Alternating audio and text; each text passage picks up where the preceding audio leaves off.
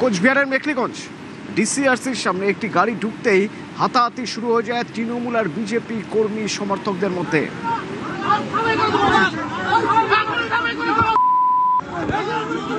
হাতাহাতি পৌঁছে চরম পর্যায়ে, প্রথমে বচসা, সেখান থেকে হাতাহাতি। কোচবিহারের মেখলিগঞ্জে ডিসিআরসিতে গাড়ি ঢুকতেই উত্তেজনা ছড়িয়ে পড়ে। পরে পুলিশ, কেন্দ্রীয় বাহিনী আসে।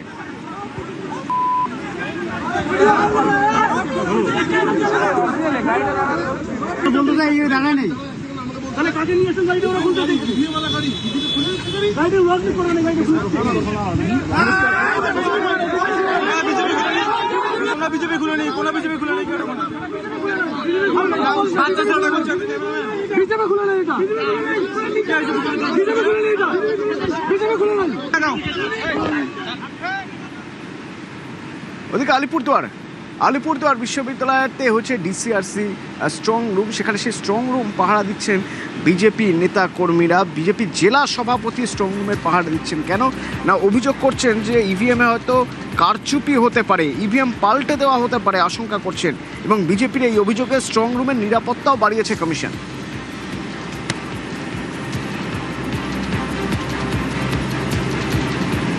এই মুহূর্তে আমরা ক্লিয়ারেন্স চাচ্ছি, কি কারণে সেটা থাকলো, কি আছে না আছে, কেন এখানে ফোর্স ছিল না, কেন এই ইভিএম যেটা রিজার্ভ বলছে আনপল্ড ইভিএম যেটা রয়েছে, সেই আনপল্ড ইভিএম কেন এখানে এতক্ষণ ধরে, এটা কি কারণে রয়েছে, সেটা তার জবাব প্রশাসনকে দিতে হবে। এর আগেও তো এইভাবেই তারা তৃণমূলরা জিতেছিল, আজকে আমাদের নজরে পড়েছে, তাই আজকে তারা বাধ্য হচ্ছে এটাকে কন্ট্রোল করতে, এটাকে রোধ করার জন্য। যদি না পড়তো হয়তো এরকমভাবে সারা রাত্রি ইভিএম বদল হতে থাকতো।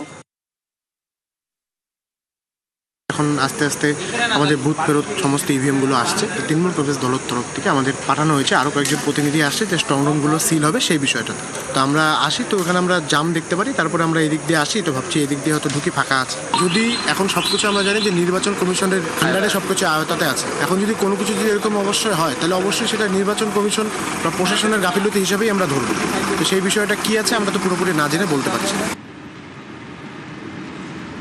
ওদিকে মালদায় বিজেপি কর্মী সমর্থকরা তারা মনে করছেন যে ইভিএমে কারচুপি হতে পারে, ইভিএম বদলে দেওয়া হতে পারে, আর সেই জন্য হাবিবপুরে সেক্টর অফিসারের গাড়ি ঘিরে বিক্ষোভ দেখানো হয়। রাতেই ঘটনাস্থলে যান বিজেপি প্রার্থী জোয়েল মুর্মু।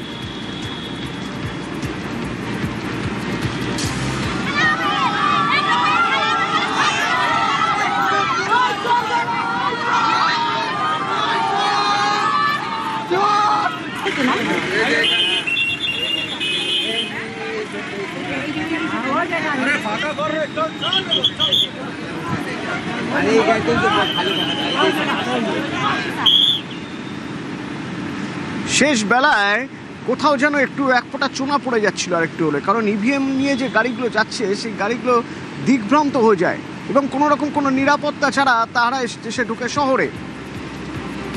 এ নিয়ে যখন প্রিসাইডিং অফিসারের কাছে জানতে চাওয়া হয়, প্রিসাইডিং অফিসারের বক্তব্যে আবার অসঙ্গতি। নিরাপত্তা ছাড়াই শহরের মধ্যে ইভিএম ভর্তি গাড়ি, এই গাড়িগুলোতেও জিপিএস লাগানো রয়েছে, তাহলে ট্র্যাক কেন করা হলো না? কিভাবে নিরাপত্তা ছাড়াই শহরের মধ্যে গাড়ি?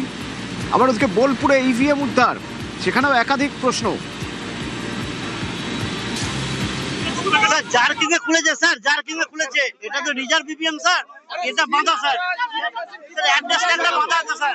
স্যার আমরা 185-85 যাচ্ছিলাম শ্রীনন্দা হাই স্কুলে ক্যামেরা খুলবো বলে, এই রোডে ঢুকতে গেছে ভুল করে, ড্রাইভার ভুল করে ঢুকে পড়েছে স্যার।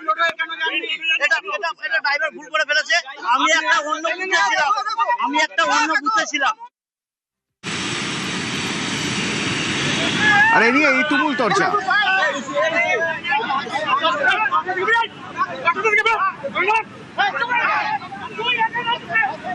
17 সেক্টরের অফিসার সৌমশ্রী মিত্র একটা গাড়িতে তার ড্রাইভারকে চাপিয়ে দিয়ে ইভিএম নিয়ে অলিতে গলিতে ঘুরে বেড়াচ্ছেন। যেহেতু 95% ভোট হয়ে গেছে, তৃণমূল হয়ে গেছে, ষড়যন্ত্র করে ক্ষমতায় আসতে চাইছে তৃণমূল, তাতে এরা সহযোগী। সরকারি কর্মচারী হলেও তৃণমূলের দালাল।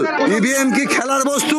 রিপোলিং করাবো না, আমরা দেখব কি অবস্থায় আছে। যারা ভাবছে আর ভোট ভেস্তে দিয়ে রিপোলিং হবে, তা হবে না। প্রথম দফার যে 152 আসনে যে ভোট হয়েছে তাতে বিজেপি অলরেডি কবরে চলে গেছে। তো সেই ভয় থেকে সমস্ত ভুল ভুগছে। এই ইভিএম মেশিন কিন্তু সম্পূর্ণ নির্বাচন কমিশনের তত্ত্বাবধানে। তৃণমূলে ইভিএম মেশিন কোথায় পাবে? এটা একটা সম্পূর্ণ হাস্যকর।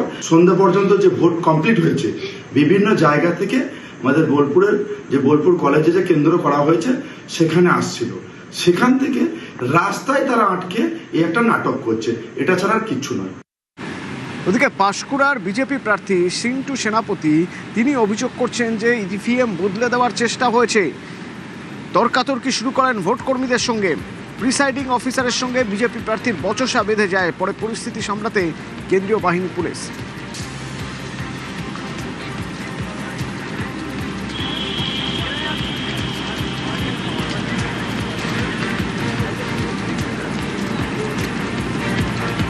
ইভিএমে কারচুপির অভিযোগ করছেন মমতা বন্দ্যোপাধ্যায়।